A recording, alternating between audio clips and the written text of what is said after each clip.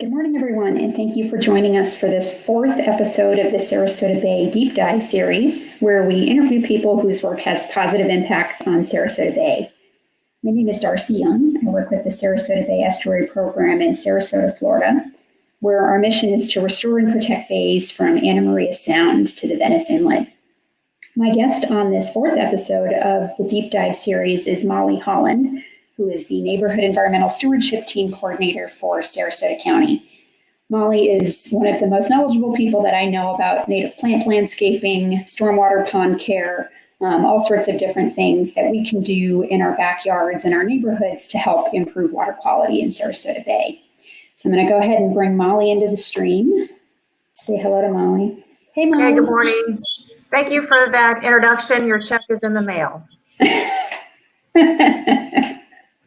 Anytime, man.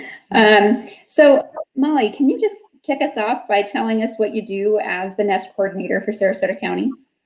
Well, the NEST coordinator is a pretty big umbrella. Usually how I come into most people's communities is they have a problem and they're unsure of how to deal with it. And I have an extensive background in drainage. I am actually a biologist focusing in botany. And so I'm a plant snob. And so I come in trying to help them solve a problem. And fortunately, I know a lot of folks like yourself and Dr. Abby Turna and some fantastic folks at the University of Florida and some other organizations, which they can help me fill in the gaps and usually find a solution for any kind of issues that they're having. Awesome. So, Molly, I'm going to try to go ahead and share my screen here. There we go. So we throw around this word watershed a lot in our work. I know I do. I know you do. So can we just start off with a quick definition of what we mean when we're talking about a watershed?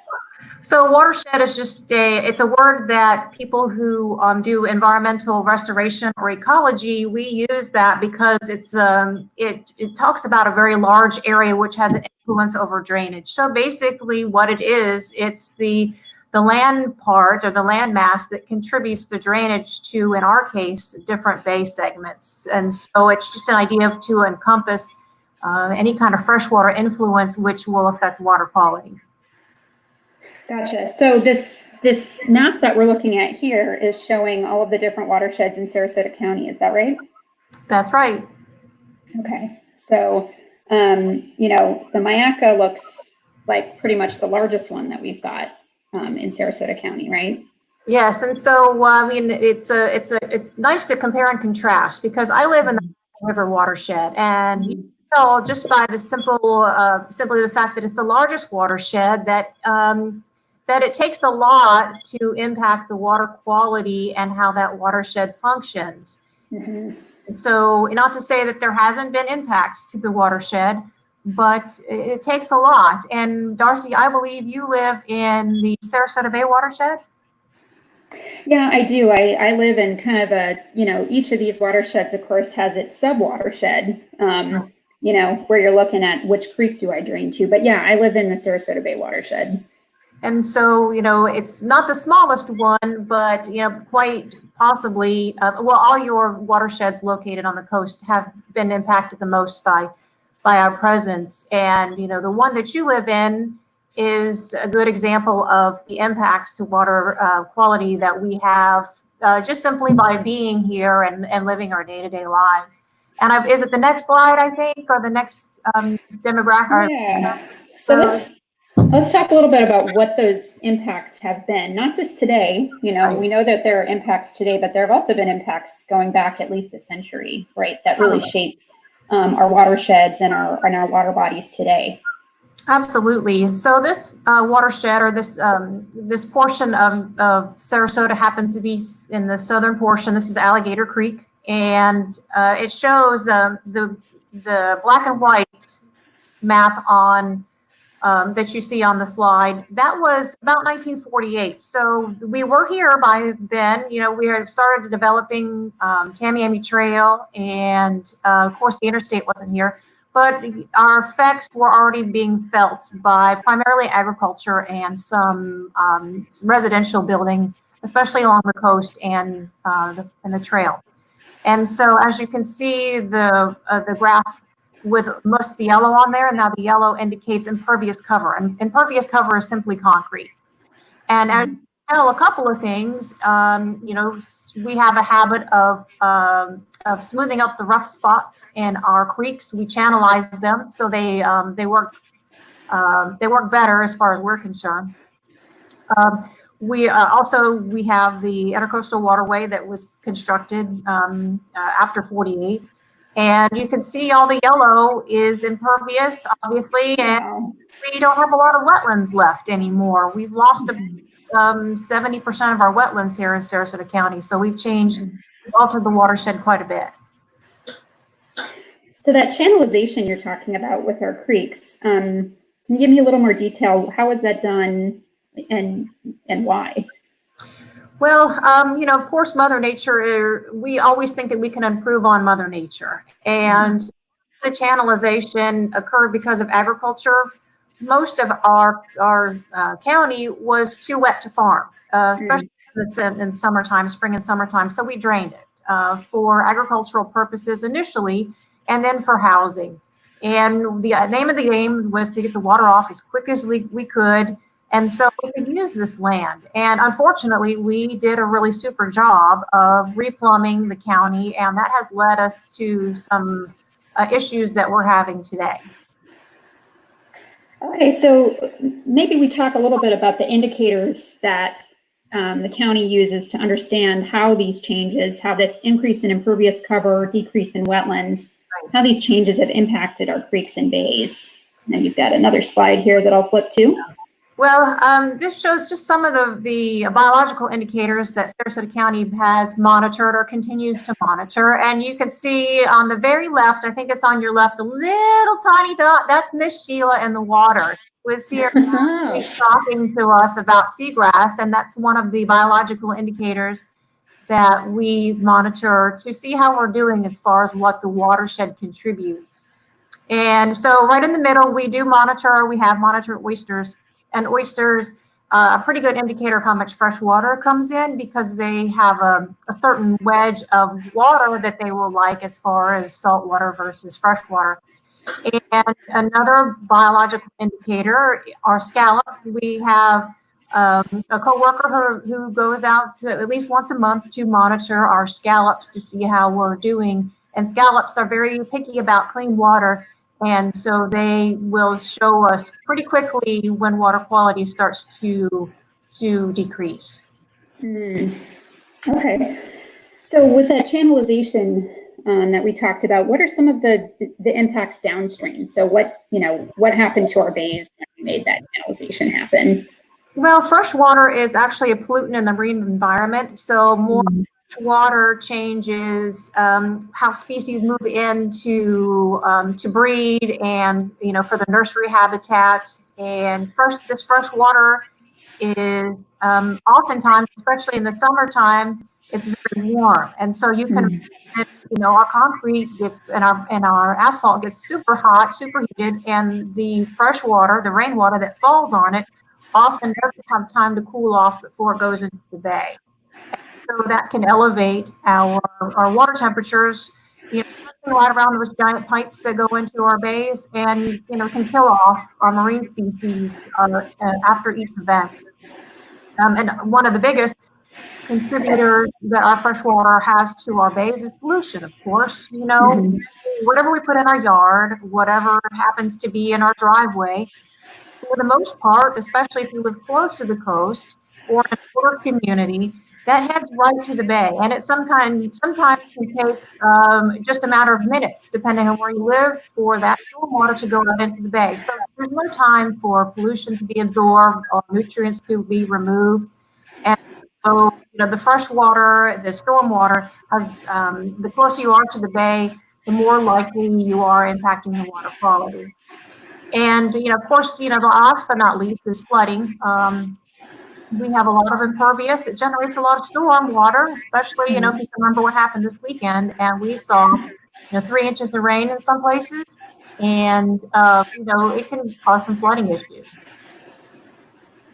Absolutely. Yeah. So between the flooding and, those temperature increases and the way that stormwater carries pollution, it has a lot of impacts. So how do we use these indicators and our knowledge about how much impervious cover we have to improve decisions that impact our waterways?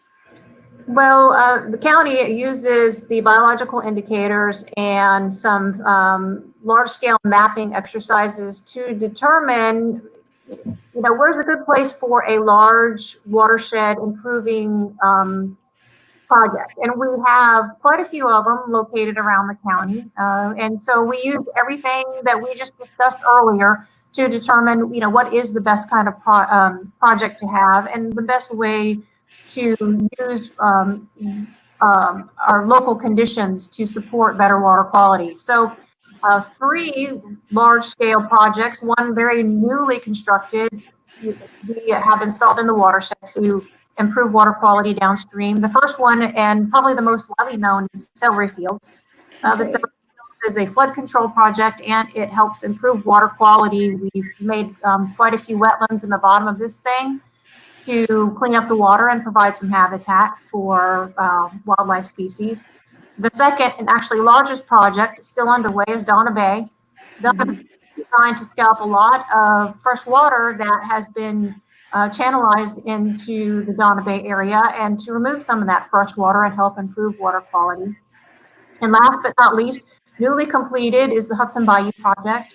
That's located by Sarasota High School. And that project, once again, is to improve water quality, help remove some pollutants from the highly urbanized area directly adjacent to it, and try to keep some sediment from moving downstream and affecting the bay bottom in the Hudson Bayou area. Mm-hmm. So the Sarasota County we have extensive water quality sampling sites throughout Sarasota County. Mm-hmm.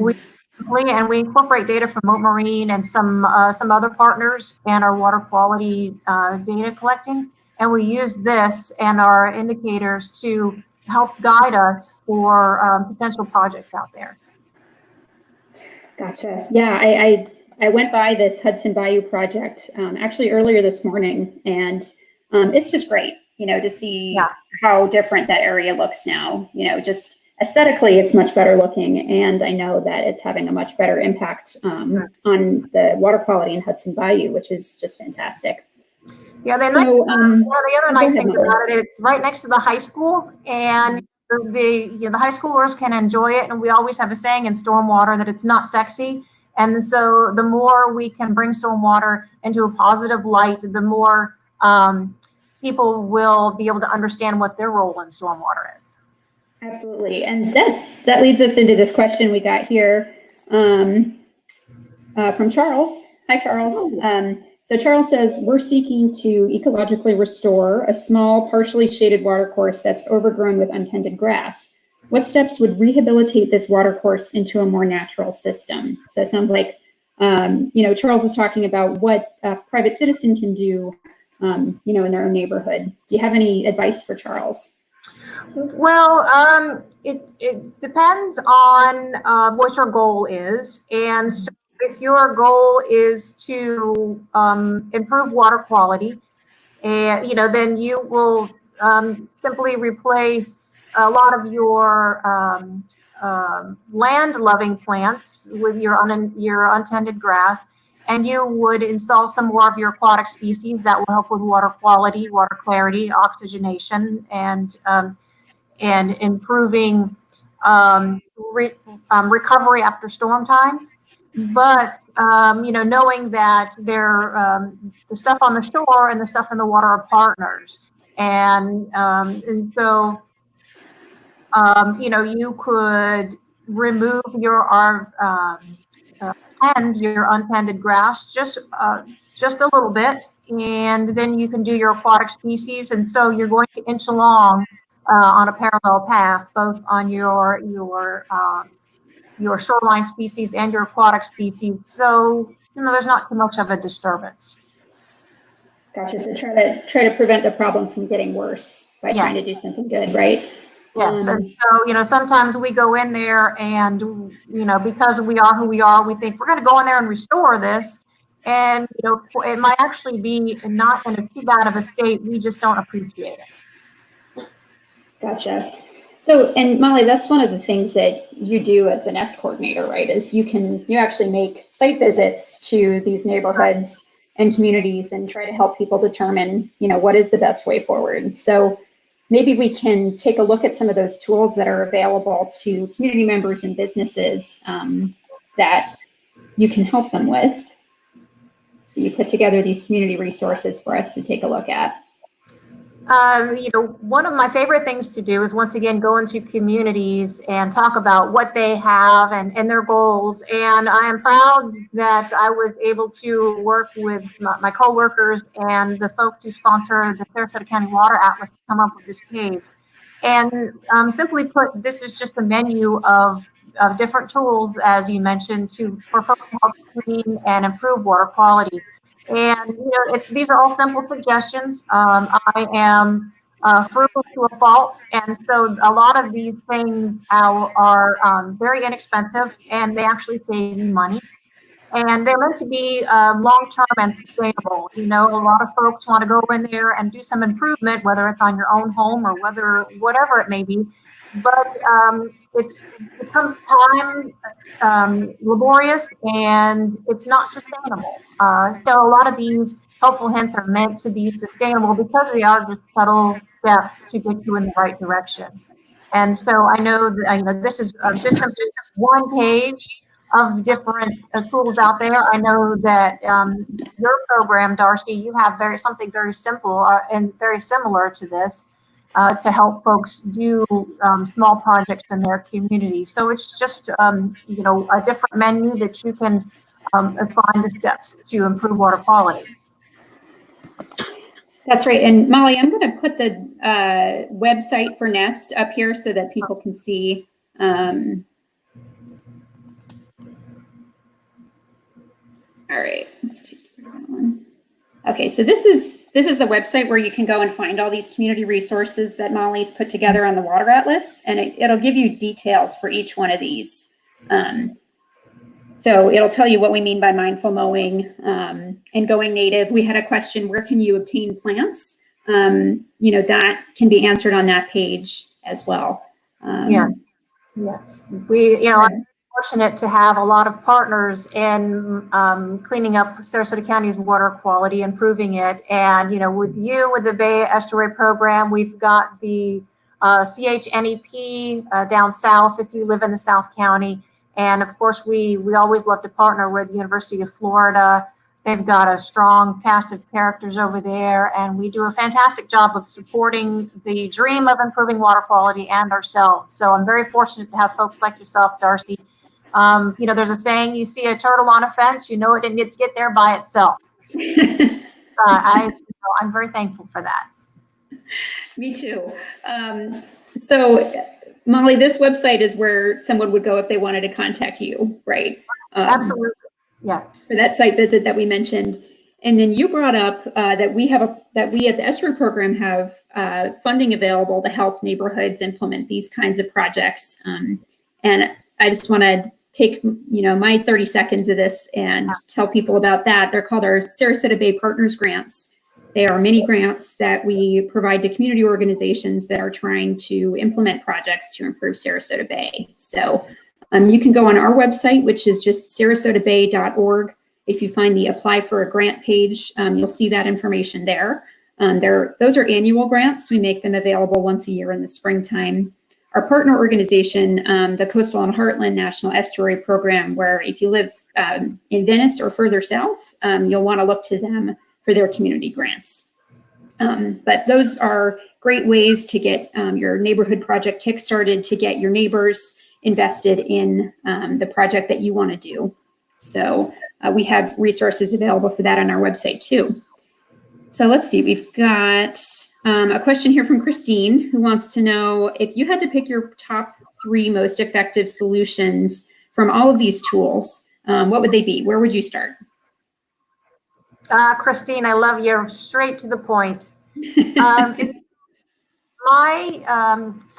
3 favorite, I always recommend the these to my, whenever I go out and visit an HOA, is the first thing to do, and it's one of my favorite because it's either free or it saves you money, is reduce fertilizer use.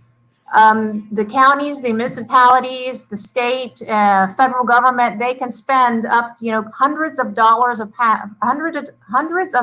per pound to remove nutrients from our water system. So from our streams and stormwater ponds and our bays and estuaries. So you pay for nitrogen twice, you pay to put on, and then you pay to remove it. And so if you can just remove or reduce the amount of nutrients that you actually put in the water, anything that's done downstream by your state or local government will be that much more effective. And so reducing your fertilizer use, I would say, would be the top way to help improve water quality. And just as another point, we are coming up on our fertilizer moratorium June 1st. That's and right. doesn't mean run out there and fertilize. It means that you should know that fertilizers with nitrogen and phosphorus should not be applied in the summertime. And so that's my first one. The second one is to be more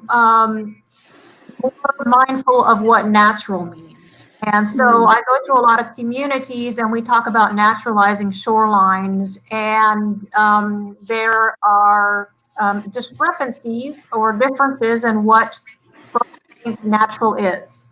And so it's, we're having some of these issues in communities where they do a fantastic job of naturalizing their shoreline, but they don't change their lake shore or their lake maintenance practices. And so, months and months or even years of hard work to naturalize shorelines and to rehabilitate shorelines can be undone very quickly. And so when you embrace nature, make sure that you are ready for the good, the bad, and the ugly. And it will all happen to you. It's just a matter of when. And my third one, I think, would be to water quality. Reaching past what you can do in your yard and in your community is just be a supporter in your consumerism. So there's to support ideas or products that are more natural and sustainable, and with plastic water bottles, using reusables, just driving our consumerism to support our end goals of better water quality. Mm-hmm. Great. Awesome, Molly. So as a recap, basically, reduce fertilizer use. What was our second one? Embrace nature, the good, the bad, and the ugly. That's right. And number 3 is to be a more conscious consumer of what we're purchasing, right? Yeah. So I think those are 3 really good and really different ways of thinking about how we can have more positive impacts on our bays and our water quality, both as individuals and then as a neighborhood. So great. With that, Molly, is there anything else you want to share with us? Any other tips and tricks you want to pull out of your hat? I can't think of any. Just you to go to talk a little bit more about about my 3 favorite is there's a lot of help out there for who are interested in getting their feet wet. And the nice thing about it is it's all free. And so you can reach out to anybody, whether it's University of Florida or yourself or the NEST program. And if I don't know the question, if I don't know the answers, I'll lie to you. But I will also point you in the right direction to try to get you where the steps that you need to know to get there.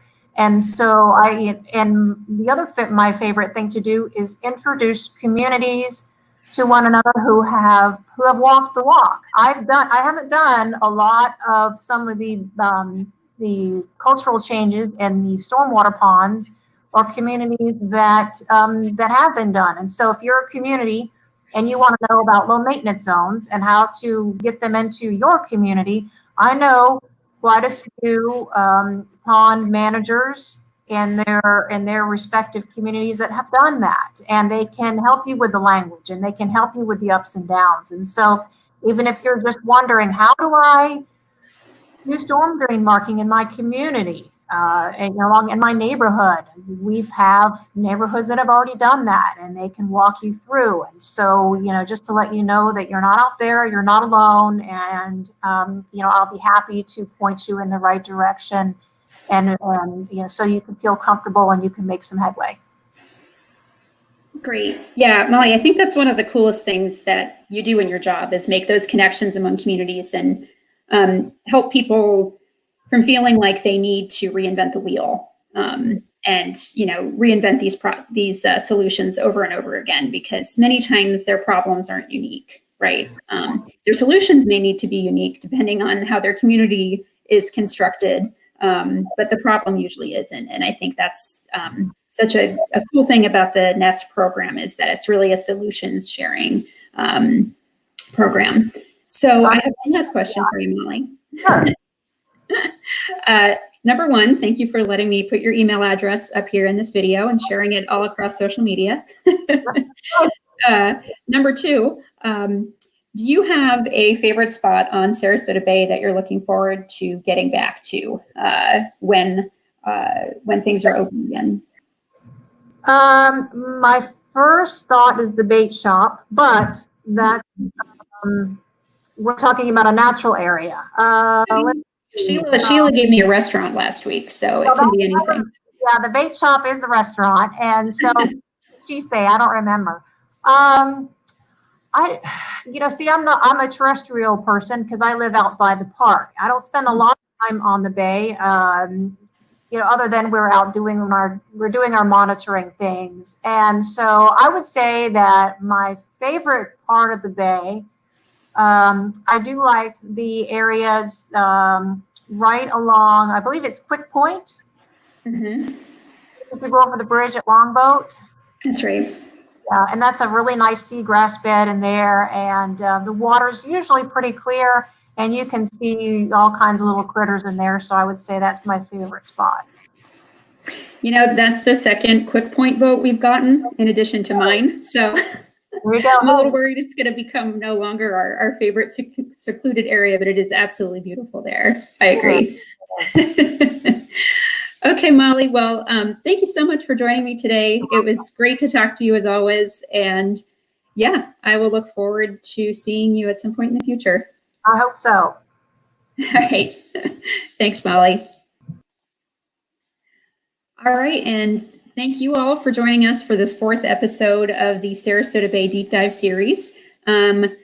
Make sure to join us this Thursday morning, again at 11 o'clock in the morning. We'll be talking with Damon Moore, who works with Manatee County Parks and Natural Resources Department. Damon will be on to talk with us about a really exciting project to restore oyster populations in the Manatee River. Definitely don't miss that one. So I'm going to go ahead and put our April schedule up on the screen so that you can see those details for Damon's interview on Thursday. And then also, just in case you missed any of our prior interviews, you'll be able to see those on the screen too. So thank you so much for joining us, and I hope to see you on Thursday.